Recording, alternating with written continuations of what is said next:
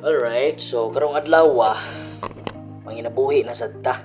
So kay holiday pa man namo karon sa amo ang school. So mag side hustle sa ako. So sa bintag pamasahero diri. Bitaw. Laag ta diri dapit sa Lahog, no? Laag ta ngadto sa Happy Valley kay naman tay kanang tan-awon bitaw dito nga mga property ba. So ang ako alang is kung noon ako'y time, ako'y extra time, so mo sideline ko kanang real estate. So kini kay kinahanglan man ni na nga nako nga ikuan kay at least di masayang akong time. So actually sa ako ang holiday karon nga holiday is wala ginasayang akong time kay nagkuan man ko nagsabin ko og panginabuhi sa lain nga pamaagi. No, so aside ana at least sabin-sabin po nako ang akong ubang task ato mga pending nako.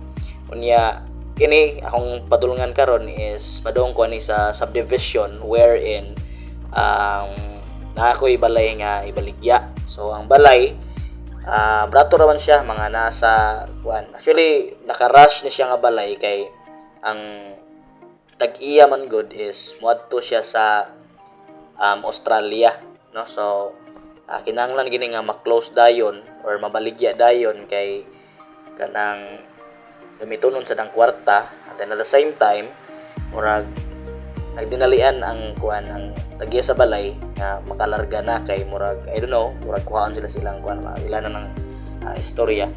So mo ni so lisod bahala lisod ang daan lagi agwantahon lang gyud kay unsaon taman nga kinahanglan magitag mo extra income kay katulo bitaw sa kadlaw mo kaon nya aside sa tong kaon na patay mga ubang gastuhanan, no, sa tong patuang personal sa tuang mga kung sa pa na diha, no. So dili kita angay nga mag-urong, no, para nako lang no nindot gyud ka nang mag extra hustle nya kanang wala good i-enjoy lang ang life ba, dili lang good i-take as murag imong priorities kay of course namatay work. So ato yung work may itong priority. So while karon nga naapay holiday pa, so pwede pa man ta maka sideline o ginani kay syempre dili man maka-affect sa tuang trabaho.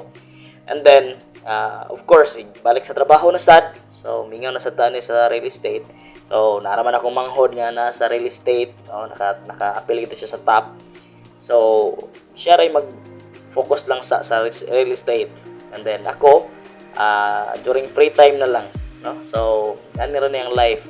So tan-aon ta sa uban, ang uban mingon nga yaya bata one man ana.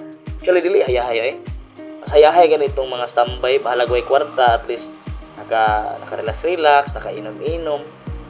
Kami in taon ani nga nanarbaho, nagabaktot-buktot ang trabaho in taon. Di na matawag og hayahay, no? So, una, nata sa syudad, although nata sa syudad ingot kay paminaw, taga syudad. Pero hunahuna sa uban nga ilalim ang taga syudad oy. No, depende sad kung kontento ra kasi mo ang income like makaya rin mong i-manage ang imong sweldo sa imong kaon, no, sa imong expenditures kinabuhi, mga personal, mga luho, ana, okay ra na og di ka mag extra hustle. Pero sa ako among god is daghan kay ko na mga gastuan ay kasador mangug ko, no? So dili na ko kaya ang sweldo lang. Di na ko kanang di ko kampante og mura gini akong income, no? So kinahanglan gyud ko mo extra. Pero ako ra sa nang i-make sure nga akong extra income is dili siya makabother sa ako ang priority nga trabaho gyud wherein I'm currently employed, no. So ina na lang chill lang ang life, dili palabi o ka-stress sa mga tao sa palibot, no. Kanang ina na bitaw nakanindot mo gud ani maka-apil-apil ka ng real estate, you can meet a lot of people, no. So meeting a lot of people, this is your opportunity, no, to go outside, no, which is the reality nga ang tanang tao dunay kalahian, no. Tanang tao nga may encounter nimo sa imong life is lain-lain sila, no. And then kung lain-lain ang imong ma-encounter, that's the time that you can earn a lot of learnings, no. Maka-learn ka nila sa ilang mga batasan.